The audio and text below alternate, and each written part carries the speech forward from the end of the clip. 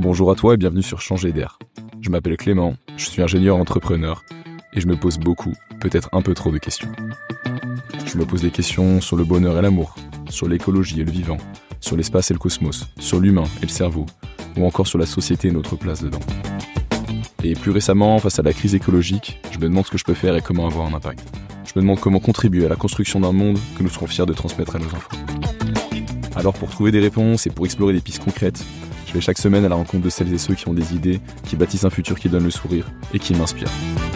Et spoiler alerte, on a plein de réponses et de bonnes raisons d'espérer. J'espère qu'écouter leurs témoignages t'aidera à trouver des réponses, à avancer sur ton chemin et peut-être même à changer d'air. Bonne écoute.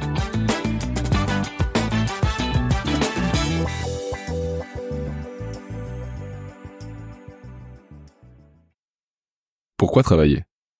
Pour gagner de l'argent ? Pour se réaliser ? Pour apporter sa pierre et faire tourner la société ? Simplement pour s'occuper ? Et d'ailleurs, que signifie travailler ? Quand j'ai liquidé ma start-up il y a quelques mois, je me suis retrouvé face à ces questions. Et c'est vrai que les réponses dépendent évidemment de la situation, mais aussi de la génération, de l'idéologie, du contexte. Alors je pense qu'on en est tous conscients, le modèle de travail est en train de changer profondément. Mais comment on peut se placer ? Quel choix on peut faire ? Et surtout pour moi, la question c'est qu'est-ce qui est le mieux pour notre société ? Qu'est-ce qui est le mieux pour l'environnement, pour les individus ? Toutes ces questions restent évidemment ouvertes et dépendent de chacun, mais quand j'ai entendu Roger Su, qui est sociologue et économiste et qui se penche sur la question du travail depuis des dizaines d'années, je dois dire que ça m'a fait beaucoup de bien et ça m'a apporté quelques réponses. Dans cet épisode, on parle de la notion de travail, de son but, de ce qu'il apporte à l'individu et à la société. On parle de l'évolution du modèle du travail dans la société, qui passe d'une place centrale il y a quelques dizaines d'années à une nécessité économique peut-être aujourd'hui. On parle aussi de la production actuelle de richesse et du lien avec la connaissance. On parle de la notion de bien commun et, comme d'habitude, on parle du modèle de travail qu'on peut imaginer et qu'on peut construire pour le futur. Je suis très heureux de vous partager cet épisode. J'espère qu'il vous éclairera dans votre propre relation au travail et dans vos futures décisions professionnelles et personnelles.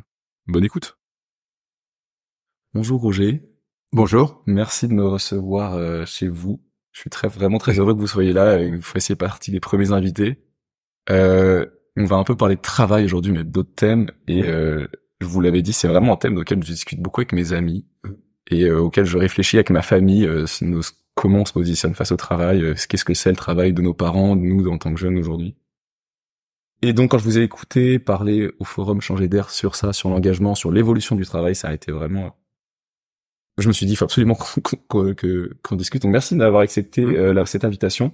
Avant de rentrer dans le vif du sujet, est-ce que vous pouvez vous présenter, s'il vous plaît, et peut-être présenter ce qui vous a amené jusqu'à ici, et même peut-être qu'est-ce que faisait l'enfant Roger et pourquoi est-ce qu'il est devenu sociologue. Ah, ça c'est plus compliqué. Je pense que je suis venu comme beaucoup d'autres aux sciences sociales par l'intermédiaire de la philosophie. Okay. Parce que j'ai eu la chance, dans une scolarité très médiocre, de rencontrer un professeur de philosophie assez génial dans les années où on était post-68 et où la rhétorique marxiste et celle reprise par Louis Althusser autour d'une pensée structuraliste du marxisme a formé des générations et des générations. Donc, moi, j'ai fait partie de cette génération-là. Moi, j'y ajoute que, ayant eu quand même beaucoup de problèmes personnels dans mon enfance, les sciences sociales m'ont permis de mieux me comprendre, enfin, ou comprendre ma situation à l'intérieur d'une société qui était en pleine évolution, post-68, enfin voilà. J'y reviens d'ailleurs dans mon dernier livre. Et donc de pratiquer ce que les philosophes et les sociologues appellent de la réflexivité, c'est-à-dire de la réflexivité sociale, mais aussi de la réflexivité personnelle. Ouais. Donc ça a été la porte d'entrée. Après, les événements, enfin voilà, on va pas s'étendre dessus parce que les événements ont fait que j'ai eu pas mal d'expériences professionnelles très différentes de la faculté, Ok. Avec des échecs. Donc, je vais pas m'appesantir sur les échecs. Vos débuts de carrière Ouais. étaient un carrière dans le monde professionnel. Oui, à mon début de carrière, je peux bien le dire sans citer des noms parce que voilà, on sait pas, mais j'ai ma première ouverture, mon premier grand emploi était politique parce que j'étais passé par Sciences Po aussi et je pensais que l'idéal de la réussite, c'est beaucoup moins vrai aujourd'hui, mais l'idéal de la réussite à l'époque, c'était aller au sommet de la hiérarchie sociale, d'aller du côté des pouvoirs publics, de l'ENA, et puis si possible du côté de l'élection et du gouvernement. Voilà. Okay. Et j'ai eu la chance de tomber sur une très haute personnalité comme assistant. Et comme ça n'a pas marché, ça m'a appris beaucoup de choses. Vous savez, on apprend, comme on dit, plus de ses échecs que de ses réussites.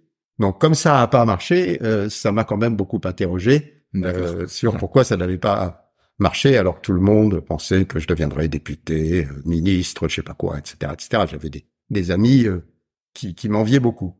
Puis après, j'ai eu d'autres expériences professionnelles. Je passe rapidement. Il y en a une aussi que je peux signaler parce qu'elle m'a quand même bien aidé, bien conduit. Je peux en signaler deux, puis après on arrête sur la bio. Hein. Il y en a une, ça a été de diriger un secteur à la Sofres, vous savez, un institut de sondage, des études sociologiques. Ah bah oui. Et donc ça a été très formateur. Ouais. Parce que quand vous faites des sondages, d'abord vous êtes en relation avec des clients sur des questions. Moi, c'était plutôt du marketing public, bien sûr, du marketing social. Donc voilà. Donc j'ai appris beaucoup de choses et en particulier j'ai appris beaucoup à m'en méfier surtout. Donc je trouve qu'aujourd'hui la rhétorique sur les sondages elle me paraît totalement aberrante pour tout vous dire. Et dans une période de mutation, les sondages me paraissent de très mauvais instruments pour essayer de construire les choses. Mais bon, on reviendra sur cette question si vous voulez, parce que je pense que voilà, les sondages sont bien pour enfoncer des portes ouvertes quand elles restent ouvertes, mais quand elles se transforment, c'est plus compliqué. Et la deuxième forme d'expérience professionnelle, professionnelle, on peut dire, même si c'était plutôt pendant les loisirs, j'étais assez sportif, donc j'étais moniteur de voile, j'étais moniteur de ski, j'ai encadré les centres de vacances et tout. Beaucoup de feeling avec les enfants, etc. Et ça, la question de la transmission était omniprésente et je me rendais pas compte d'une certaine façon que c'était pour moi une facilité et quelque chose que j'aimais bien. Voilà, transmettre et puis on me reconnaissait un peu ce talent. Vous savez, on définit le talent par ce que les autres pensent que c'est un peu difficile ce que vous faites et vous apercevez pas que c'est difficile. Donc ça, c'est que vous avez une belle définition. Une sorte de petit talent, je dirais modestement, dans le mode de transmission avec les enfants. Et quand j'ai eu une ouverture par un collègue qui avait suivi les mêmes séminaires de mon mec qui s'appelait Joffre Dumasdier, qui a écrit peut-être le plus grand best-seller de la sociologie, vendu des millions et des millions d'exemplaires, sous le titre Vers une civilisation du loisir, traduit en 35 langues, enfin, etc., etc. Donc j'ai eu ce maître-là, et un collègue à l'université qui à l'époque s'appelait Paris 5 m'invite à faire un cours parce que le Dumasdier en question m'avait confié la rédaction mon premier livre qui est un petit que sais-je. Et vous savez, un que sais-je pour un tout débutant. Je ne connais pas ce que c'est un que sais-je. Un que sais-je, vous savez, c'est ces petits formats résumés sur des thématiques aux presses universitaires de France. Oui. Okay. Voilà, comme la collection Repères à la découverte. Enfin, voyez, c'est des petites sommes. Voilà. Okay. Et donc, voilà, j'ai fait ça et voilà, j'ai mis. Ça, c'était votre premier pas dans la sociologie. Ouais, j'ai mis dans la sociologie académique parce que. Oui. J'étais assez fasciné par ce Dumasdier qui prenait la question justement à l'envers du travail. Pour penser le travail, le penser à partir plutôt du loisir. À l'inverse de son maître qui s'appelait George Friedman. Et du coup, moi, ça me parlait beaucoup parce que j'étais plutôt de ce côté-là et donc je suivais ces séminaires au CNRS. voilà, et on a eu une sorte de compagnonnage, j'allais dire presque de petit frère à grand frère, vous savez, voilà, et des choses qui ça a énormément compté pour moi, et en plus, lui, il était professeur à Paris 5, il avait été maître de recherche au CNRS, et puis il était professeur à Paris 5, et donc, je pense que ça m'a facilité mon insertion à l'université, d'autant que j'avais déjà tous les titres, puisque ayant pas été un bon élève, j'avais accumulé tous les titres universitaires possibles. Après Sciences Po, j'avais fait un doctorat d'État en sciences politiques. Enfin, voilà. Ok. Voilà. Merci beaucoup. Je vous en prie. Et donc vous avez passé finalement c'est à partir de ça cette carrière en tant que professeur. Oui. Et à partir même dans le monde de la recherche en sociologie, c'est ça? Oui. Du côté des sciences de l'éducation aussi, puisque c'était bien, ça correspondait bien à la question de la transmission, voilà. Mais la question de la sociologie. Vous m'interrogez sur le fait du titre de socio-économiste. Mais ça, c'est parce que j'avais été passionné par l'économie, notamment à Sciences Po. Ok. Et je considérais qu'on pouvait pas faire de sociologie sans faire d'économie, et je considère toujours ça. Je considère que de ce point de vue, les études sociologiques devraient tout à fait se rénover vers des sciences sociales beaucoup plus larges, mettant en jeu l'ensemble des disciplines sociales. D'ailleurs, on va vers ça, mais l'économie est très très très importante. On peut pas réfléchir la société aujourd'hui ou avoir un discours sur la société uniquement avec une symbolique à la Bourdieu sur une économie du signe et non pas une économie réelle. Donc l'économie du signe c'est très important, bien sûr, mais l'économie réelle c'est non moins important, et surtout quand elle est en train de se transformer. Je crois que c'est un peu l'objet de votre tout à fait.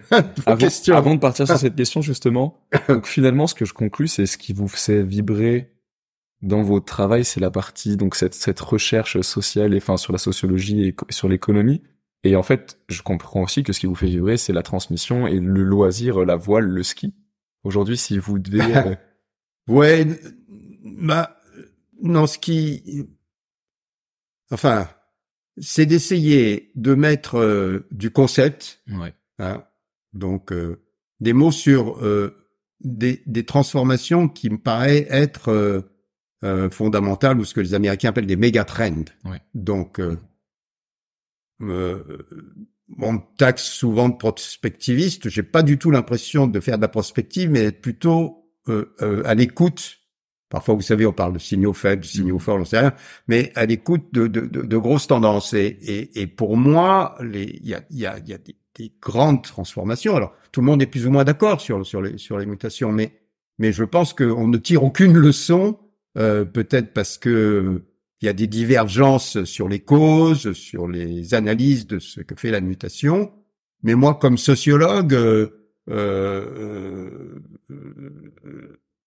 je pense que la question du lien social, qui est la question générique, enfin qui est la question fondamentale du sociologue depuis le 19e siècle, à partir du moment où on s'est dit que les sociétés étaient mortelles et que que les gens pouvaient s'entre-déchirer et que deux guerres mondiales le prouvaient. Donc cette question du lien social est une question essentielle. Et quand, au fond, le lien social se transforme, bouge, évolue, tout vient avec. Tout vient avec. Alors plus ou moins vite, d'abord parce que les transformations du lien social se font sur le temps long. Donc on voit pas pro. On voit un peu les choses un peu évoluer. Ah oui, on tolère l'homosexualité. Ah oui, là, ça, voilà, bon. Mais enfin, vous voyez, c'est en fait, on voit les évolutions du lien social sous des formes de mode.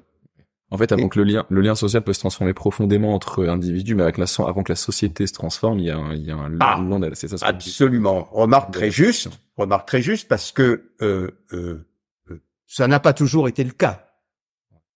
Souvent. La transformation sociale s'est faite par la tête, surtout en France, par rapport à l'État, par rapport aux têtes pensantes, par rapport aux élites. Donc, sauf pour la Révolution française, c'est une révolution bourgeoise, quand même une révolution d'intello, à la Rousseau, à la Condorcet, tous ces gens-là. Bon.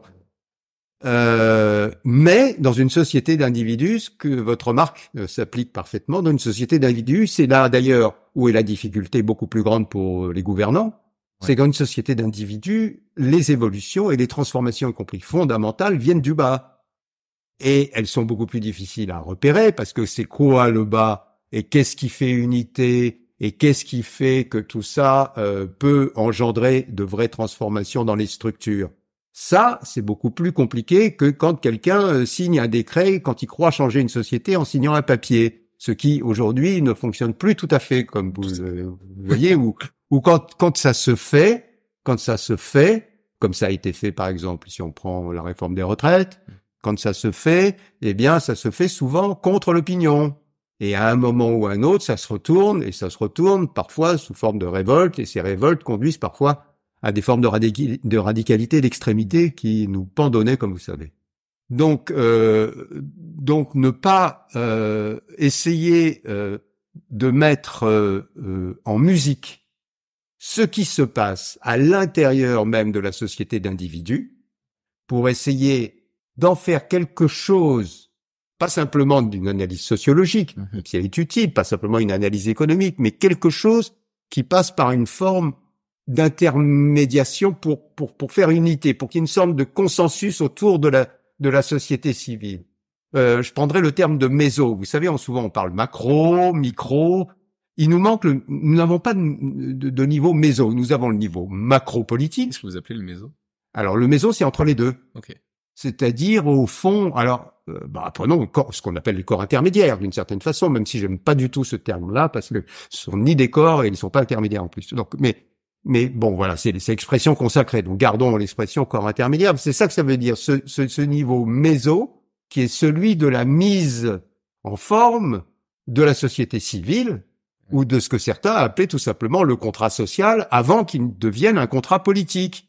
Parce que je rappelle toujours que dans la doctrine du contrat social, dont on nous rebat les oreilles aujourd'hui, il ne faut pas oublier que le contrat social, c'est d'abord un contrat entre les pairs. PAIRS, c'est donc un contrat entre les individus qui vivent dans une société. Encore faut-il qu'ils aient des formes d'organisation qui permettent cette expression-là. Alors, vous voyez, on les cherche aujourd'hui. On voit bien, démocratie participative, oui, on va faire une convention par-ci, on va faire un truc par-là, on va redonner la voix au peuple, on va faire un référendum. Mais tout ça, ça ne structure pas dans la continuité une forme de permanence de la société civile. Voyez? Alors, non seulement c'est pas permanent, non seulement c'est au coup par coup, mais c'est selon le bon vouloir du macro. Macron, si vous voulez. C'est un peu ça. Excusez-moi du mauvais jeu de mots, mais du macro qui décide à quel moment on consulte, sur quoi on consulte et qu'est-ce qu'on en tire, globalement. Donc, si c'est ça la participation, franchement, c'est se foutre du monde. Donc, et à mon avis, donc ça nous font, enfin, ça n'est pas nul. Pas optimal. Il vaut mieux probablement ça que rien, vous voyez.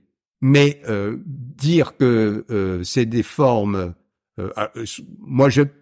dans toutes les formes d'accollement au mot démocratie, c'est probablement le mot démocratie contributive que je pense être le plus intéressant. C'est-à-dire comment chacun peut effectivement jouer sa partition dans la démocratie et pas une fois tous les 5 ans en glissant un bulletin pour quelqu'un qu'on n'aime pas en plus. Ouais. Donc franchement, voilà, on n'en est plus là, et donc c'est ça. Donc voilà la question du méso. Et pour terminer et pour faire le raccord avec ce qu'on disait sur le lien social, pour moi, la transformation du lien social, on la voit à travers ce que vous êtes en train de faire. À travers tous ces réseaux, à travers toute cette horizontalisation de la société. On voit pas. Voilà, c'est ça. On le voit à travers ça. On le voit avec quelques têtes de pont dans les confédérations associatives ou dans les mouvements associatifs. Un peu moins avec les syndicats qui sont quand même, reprennent du poil de la bête uniquement. Lorsque c'est la rue qui fait la contestation et non c'est plus eux qui font le jeu, mais ils font le jeu de ceux qui, voilà, c'est ça. Donc ils sont plus leaders d'une certaine façon et donc le niveau méso est manquant par sa puissance, par son nombre, par sa représentation et surtout par ses institutions, parce que la société civile doit se doter d'institutions comme le Conseil économique, social et environnemental, par exemple, mais bien d'autres, quoi. On manque de conseils intermédiaires, en fait, entre l'individu et l'État. Exactement. On manque, dans une société qui est une société d'individus, c'est une expression de Norbert Elias, sociologue allemand, une société dite de société d'individus, quand le mouvement va par le bas, il faut quand même que ce mouvement puisse s'organiser. Et moi, dernièrement, j'ai essayé de le penser, notamment autour, enfin, je ne sais pas si c'est ce thème-là, parce qu'on s'éloigne de votre thème initial, on va y revenir, mais j'ai essayé de le penser autour d'un renouveau de la citoyenneté. Ouais. Parce que qu'est-ce qui fait la citoyenneté aujourd'hui? Plus personne ne sait. Plus personne ne sait. Quand les gens votent plus, quand les gens ne font plus justement la citoyenneté à travers le travail, qui était le grand vecteur de la citoyenneté, il reste quoi de la citoyenneté? Est-ce qu'on peut y revenir après? Oui, je vous en prie. Pardon. Donc, en fait, on en a déjà un peu parlé, mais vous avez parlé de la Révolution française et on sait que le travail, le contrat social, le lien social évolue en ce moment, mais vous avez bien dit qu'il avait déjà évolué au moment de la Révolution française. Et en quoi a consisté cette révolution? Il a évolué avant la Révolution française est le moment symbolique et politique d'une évolution des mœurs et de la société qui lui est antérieure. Et dont, évidemment, le siècle des Lumières, le XVIIIe siècle, est évidemment particulièrement représentatif, mais on peut partir de la Renaissance, etc. Au fond, pour toute une série de raisons, va s'affirmer une catégorie nouvelle dans la pensée, qui est la pensée de l'individu. Ouais. Assez curieusement, l'individu n'existe pas dans la tradition. Il est noyé dans la communauté, où il n'existe que comme mode fonctionnel. Parce qu'il... Donc, avant ce moment-là, l'individu n'existe pas vraiment Il n'est pas vraiment un acteur, hein. Okay. Un sociologue comme Alain Touraine, qui nous a quittés, a fait tout son travail autour de l'individu comme acteur social. Il y a des raisons, donc. Et ça, l'individu n'était pas un acteur. Et ce qui se dessine autour du XVIIIe siècle, pour toute une série de raisons, la moindre emprise de la religion, la transformation de la question religieuse du Dieu fait la nature à on va partir de la nature pour essayer de comprendre Dieu, donc on inverse complètement les choses, donc on va étudier l'homme. Vous voyez, ça c'est très intéressant. Moi je l'ai appris en faisant un cours, en fait. Voilà, on s'apprend beaucoup en enseignant, comme vous savez, mais ce qui était pour moi, le grand virage du XVIIIe siècle qui va donner naissance à l'individu, le grand virage, ça a été le fait que on a inversé la question traditionnelle de la métaphysique. La question métaphysique traditionnelle était une question de pourquoi, à la saint Thomas d'Aquin, pourquoi Dieu fait ce qu'il fait. Et donc, comment comprendre les desseins de Dieu. Enfin, c'était tout le Moyen-Âge, c'est ça, hein, comprendre les desseins de Dieu pour savoir où on va, qu'est-ce qu'il faut faire, comment respecter, comment vivre ensemble, etc. Bref, tout ce respect, au fond, de cette liturgie et de cette structuration du religieux. Et science de la nature aidant, Darwin & Co., on a retourné complètement la question. On a inversé la question. C'est ça, les Lumières. On est parti, on s'est dit, mais partons de l'existant, parce que l'existant, lui, on peut le connaître. Il est là. Donc, c'est ce mouvement qu'on appellera après le mouvement de sécularisation.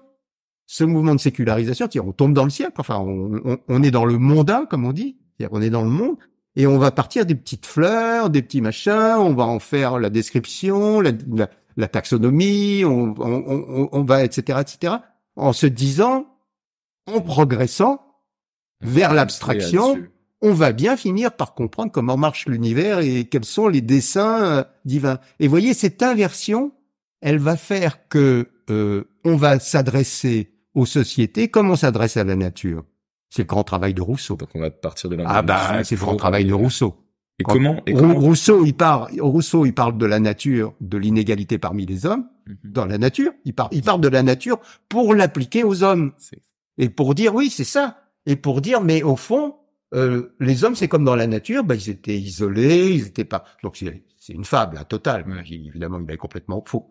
Mais c'est une fiction qui a provoqué la révolution. C'est quand même extraordinaire d'ailleurs. Ouais. C'est une fable, pas possible, qui a fait que tout d'un coup, l'homme dans la nature, il était l'égal du roi, il était un individu parmi d'autres, et donc du coup, c'est quoi cette supériorité dite de droit divin? Ça n'existe pas. Cette monarchie. Vous voyez ce renversement. Donc, je termine là-dessus pour dire, au fond, le grand bouleversement, ça a été ça, c'est que du coup, l'homme est devenu un individu.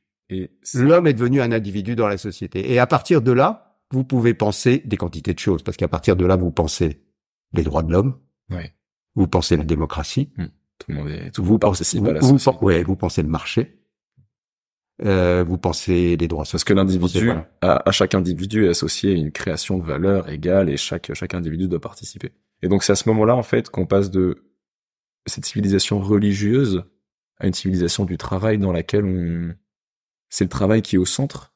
Oui.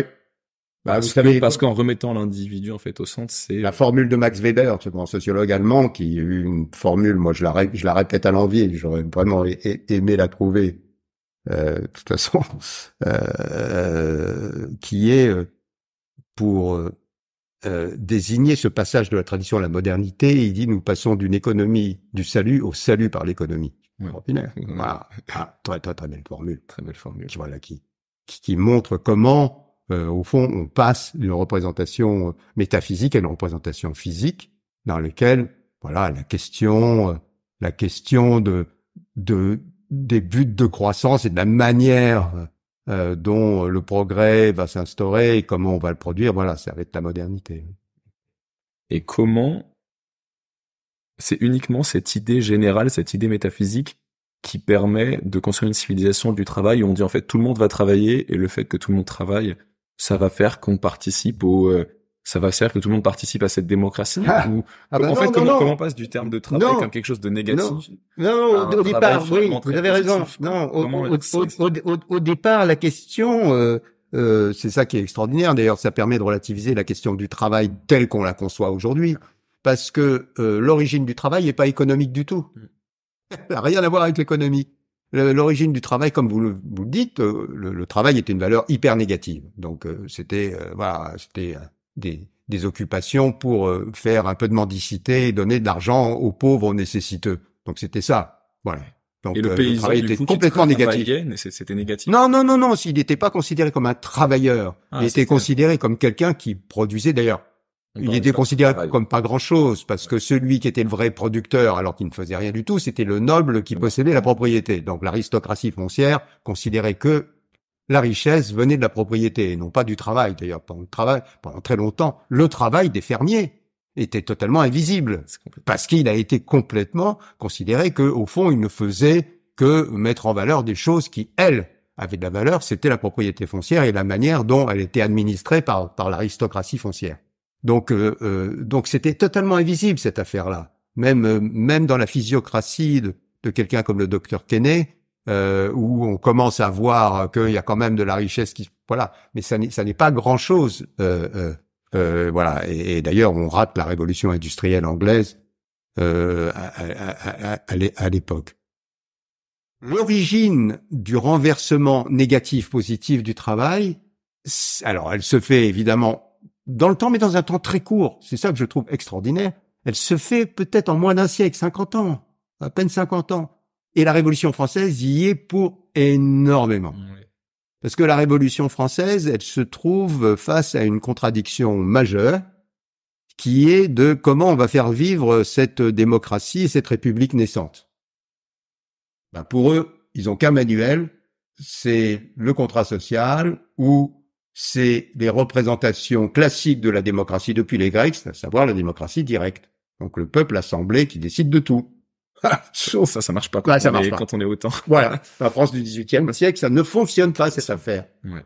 Et en plus, savoir qui est citoyen est une autre histoire. Les femmes, faut se rappeler qu'il y avait 30 à 40% de domesticité. Alors les domestiques, ils votent comme les patrons, donc voilà, voilà. Donc la question même de la citoyenneté est très très compliquée. Donc on va faire mélanger tout ça en se demandant, après tout, comment on va pouvoir produire quelque chose dans lequel tout le monde, y compris les aristos, Parce que la question, c'est Tout le monde au même. c'est de mettre tout le monde au même niveau sur une forme d'égalité formelle en tout cas. Donc qu'est-ce qui va pouvoir faire ça? Eh ben, ça va être de contribuer à édifier cette République. Et édifier cette République, ça veut dire contribuer à produire quelque chose qui est de l'ordre du progrès, de mieux l'organiser, et ça va prendre peu à peu des formes d'organisation du travail.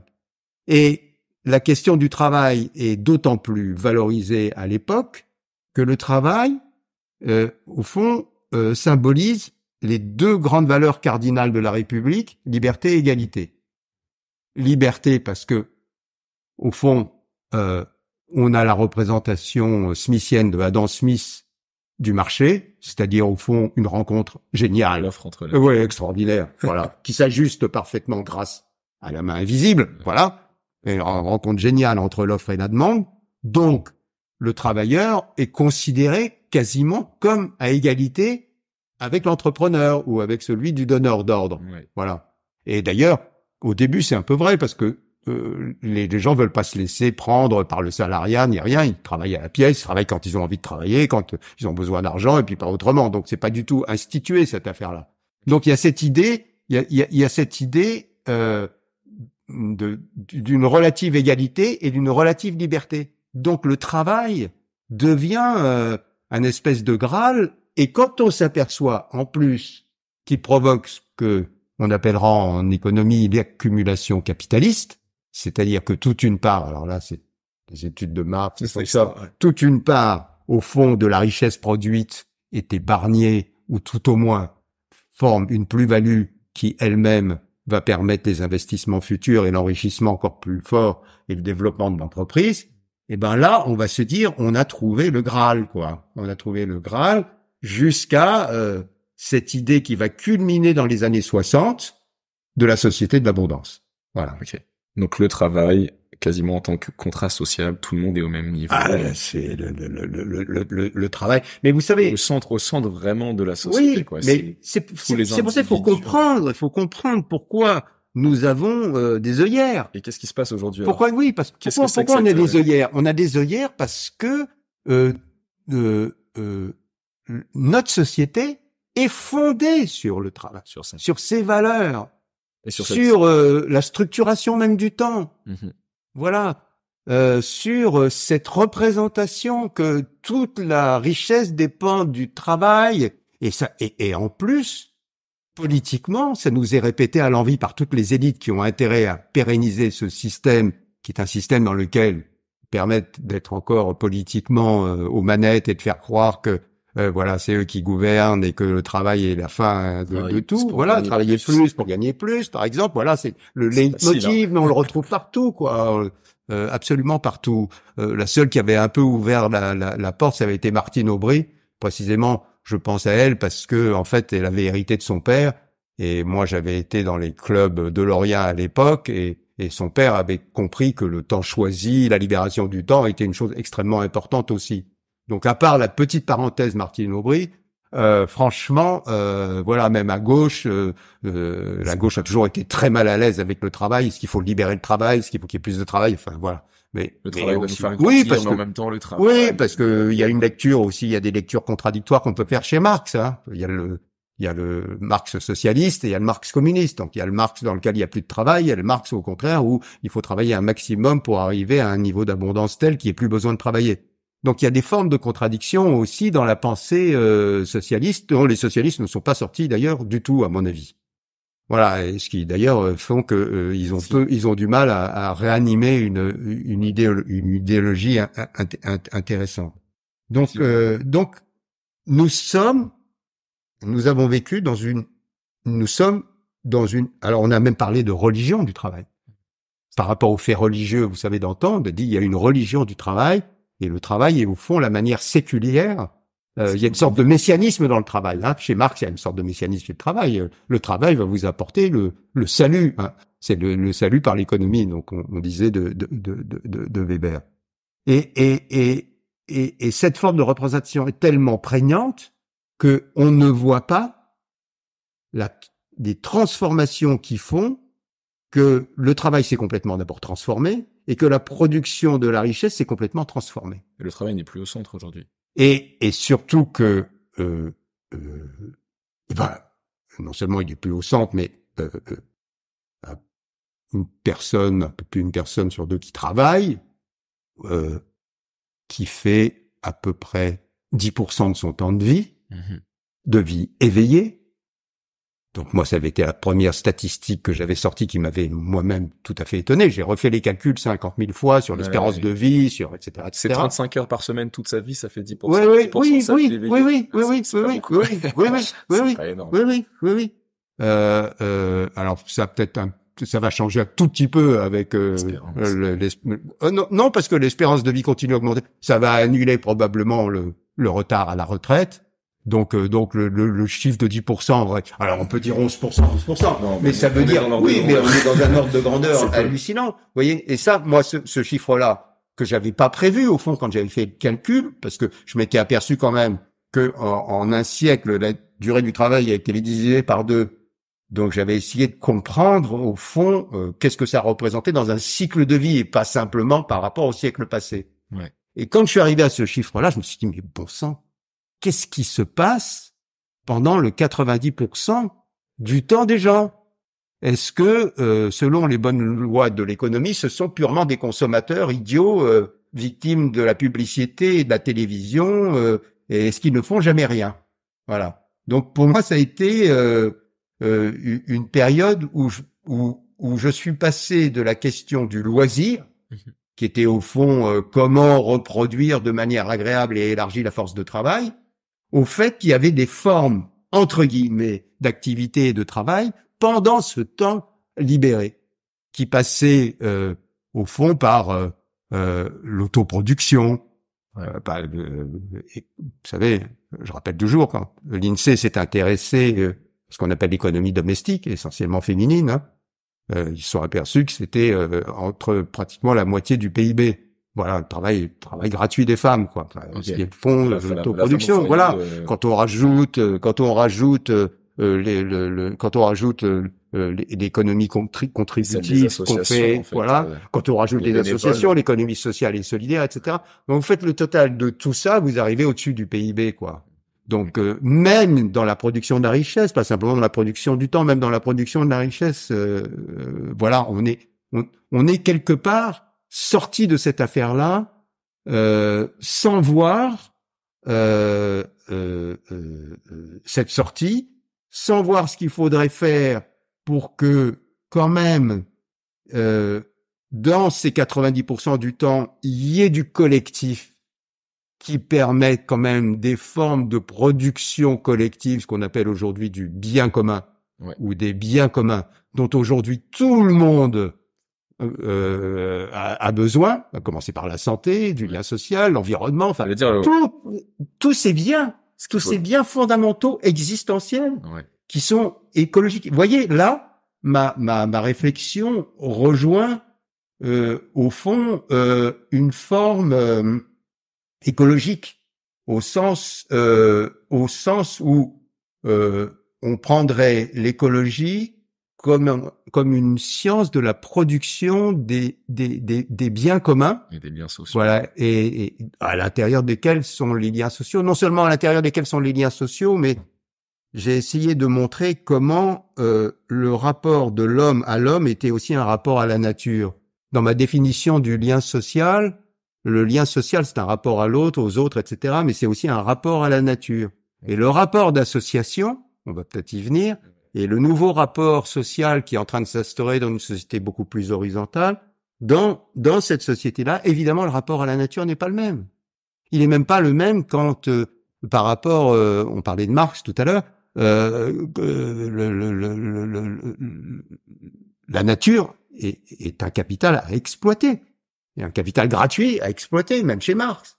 Donc, il y a une forme d'exploitation. L'exploitation de l'homme par l'homme renvoie à l'exploitation de la nature. La question de l'association, évidemment, positionne très différemment le rapport des individus à la nature. Aujourd'hui, du coup, comment se place l'individu et vers quoi on évolue, en fait? Comment le monde du travail va évoluer et comment, moi, je travaillerai ou mes petits-enfants travailleront?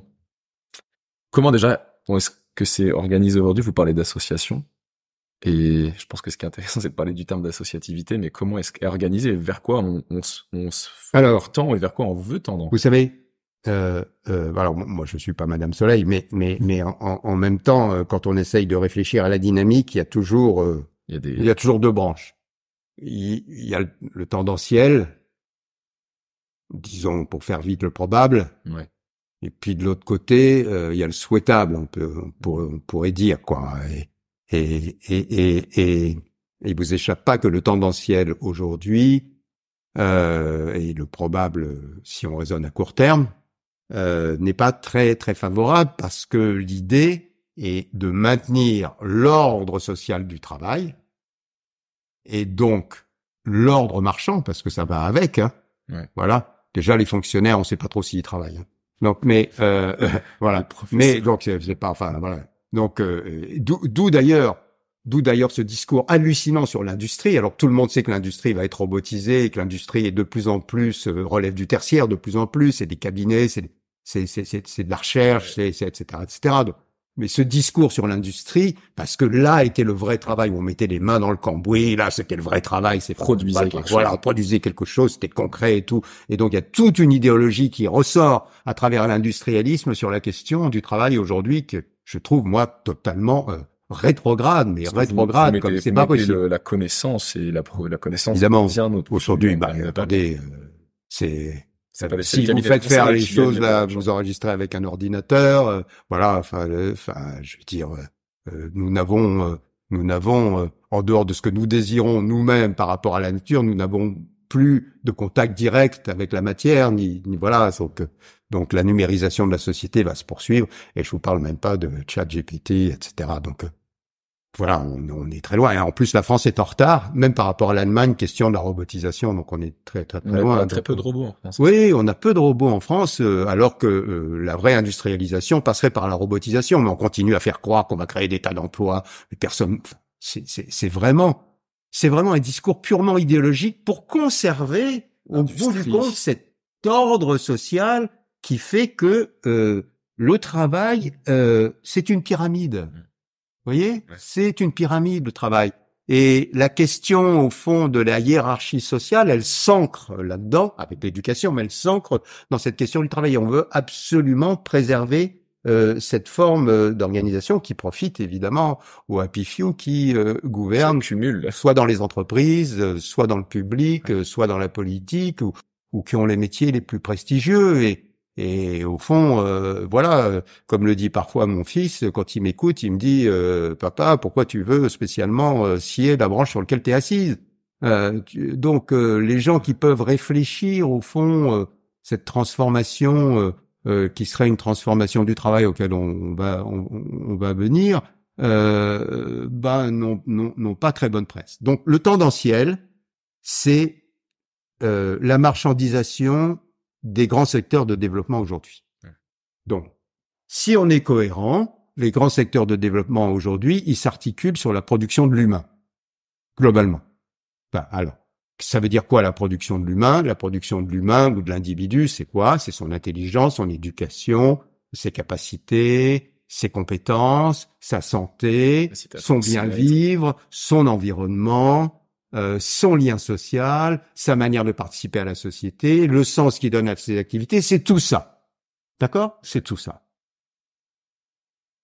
Ça, pour l'instant, ça, c'est moyennement développé, ou c'est développé essentiellement par le secteur public et un peu par la société civile elle-même à travers ses organismes sociaux, associatifs et autres. Ouais. Voilà.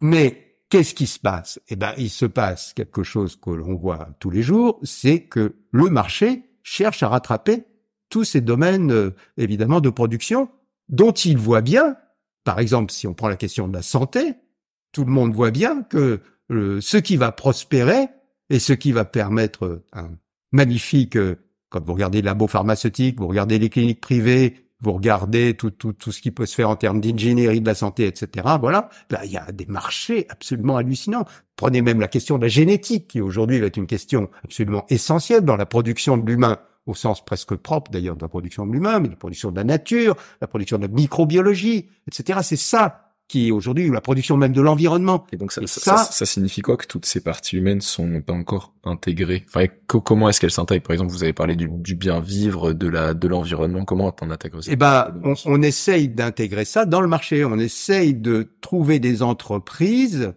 qui peuvent faire que, moi, je vais laver plus blanc, ou en l'occurrence plus vert. Moi, je vais vous faire une meilleure éducation que cette éducation nationale qui fait faillite tous les jours. Moi, etc. Moi. Et moi, je vous fais du prothèse de la hanche, mais je vous fais pas du cancer. Okay. Parce que le prothèse de la hanche, moi, ça va me rapporter, mais le cancer, ça va me coûter. Okay. Donc, et puis surtout, on est face à ce qu'on appelle des biens communs. D'ailleurs, j'attire votre attention sur le fait qu'on est passé de la question du bien public à la question des biens communs, qui justement montre... Comment on distingue ces deux?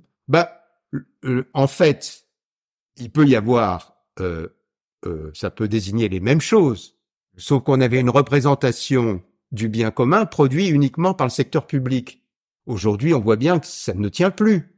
On voit bien que si les individus mettent pas aussi la main à la pâte d'une manière ou d'une autre, et ça nous amène justement à la transformation du travail, on n'arrivera pas à produire de la santé comme les gens le veulent, on n'arrivera pas à faire du lien comme les gens veulent, on n'arrivera pas à soigner l'environnement ou à ce que chacun fasse attention à l'environnement, etc. Tout ça exige des investissements humains, des engagements humains qui ne relèvent au fond ni du public, parce que évidemment on arrive au bout quand même des prélèvements obligatoires avec une dette qui en Europe est une des plus fortes, etc. Et un prélèvement obligatoire qui est presque digne du Danemark.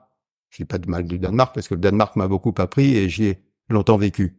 Mais on voit bien que on est au bout de ça. Sur l'avenir de l'individu lui-même. Voilà. Et si on reprend l'hypothèse de la privatisation qu'on vient d'évoquer, vous voyez bien que on va être sous-performant parce que les entreprises elles vont prendre là où il y a de la rentabilité et pas là où il y a forcément du bien commun pour tous, et on va être dans la rupture d'égalité.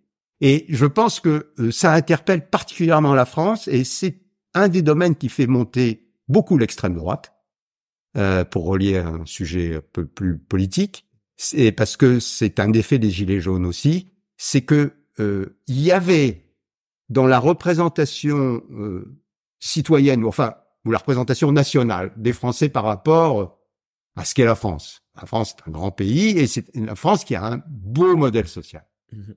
Un beau modèle du service public. Oui. Avec des hauts fonctionnaires bien formés par l'ENA, par tout ça. Enfin, vous voyez, toute une technocratie qui était vue de manière critique, mais en même temps, qui pouvait être vue de manière positive parce que c'était fameuse économie mixte qui fonctionnait avec un service public très performant, la SNCF, etc. Non, n'en parlons plus.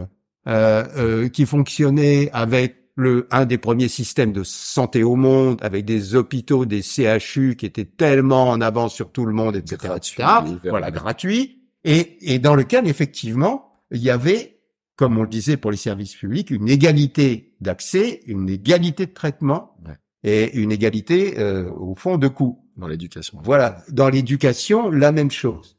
Et ça, à partir du moment où ça devient des biens essentiels, ça n'est pas seulement les seuls biens à produire, mais ça devient des biens essentiels, à partir de ce moment-là, au fond, notre économie se trouve dans une forme de contradiction. Et dans des livres anciens, je l'avais analysé, moi, d'un point de vue plus marxiste. Juste, il est 14h58. D'accord, on termine, alors, voilà, on va déborder, voilà. J'avais analysé d'un point de vue marxiste en laissant la question du lien social, en prenant, comme l'avait fait Marx, l'économie comme étant le moteur de la transformation sociale. Ouais. Et on peut le prendre comme ça aussi. C'est-à-dire dire, oui, aujourd'hui, moi seul, je trouve que ça fait fi de l'histoire, cette affaire, mais on peut se dire, aujourd'hui, il y a effectivement de nouvelles forces productives, l'économie de la connaissance, et des rapports de production à travers le travail et le privé qui ne répondent plus, qui sont incapables de répondre à ça. Okay. Et on est dans une parfaite contradiction par rapport à ça. Si vous deviez donner un conseil à quelqu'un aujourd'hui qui se lance dans le monde du travail, justement, qui cherche à trouver sa voie, son sens, je sais que c'est pas forcément un mot qu'on apprécie, mais Qu'est-ce que vous diriez de se diriger vers ce monde de la connaissance, vers la création d'un nouveau, vers quoi vous dirigez votre fils ou vers quoi quel conseil vous donneriez? Ça, il se dirige tout seul. Mais je dirais que je pense que il faut aujourd'hui aller vers des formes de travail polyvalentes. Alors, à la fois pour le travail stricto sensu et à la fois pour mettre la société civile au travail dans la production du bien commun. Okay. Donc, il faudrait que, à la fois, il y ait du travail qui ait plus de sens, qui soit plus en congruence avec la production des biens communs, et en même temps, il faudrait que ces biens communs trouvent une mobilisation à travers de la société civile, à travers ce que moi j'appelle le volontariat, et non plus le seul bénévolat, mais à travers le volontariat où chacun, au fond, on va pas obliger les gens à être volontaires, mais à les inciter à trouver des formes, ouais, ce sera un peu curieux, mais à trouver des formes d'incitation suffisamment fortes pour aller vers le volontariat, vers l'expression de cette production collective.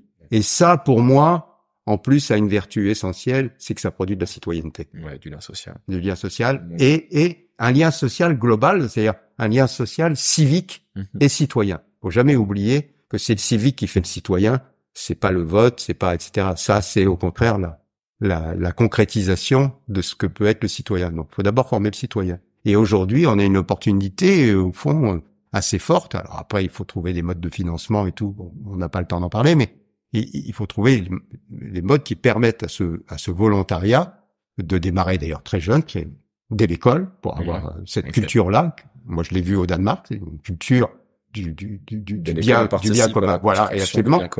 Tout au long de sa vie, et donc il y a des quantités de tâches dans la connaissance, dans la production de la connaissance, dans la production du lien, dans la production même de la santé, même dans la production d'un certain nombre de biens sophistiqués. Quand vous prenez les gamers, ils sont capables de produire des tas de choses très sophistiquées pour la NASA, etc.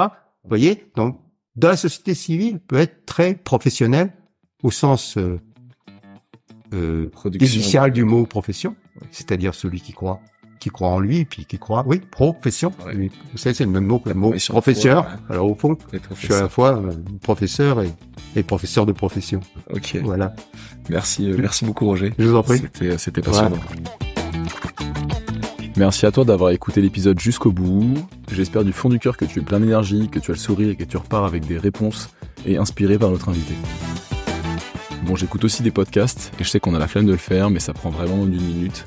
Alors si tu peux liker et t'abonner à Changer d'air, merci beaucoup. Ça lui donnera de la force et de la visibilité. D'ailleurs, si tu as des retours, des questions ou des idées, n'hésite vraiment pas à me les remettre en commentaire ou à me les envoyer par mail. L'adresse est dans la description. À la semaine prochaine!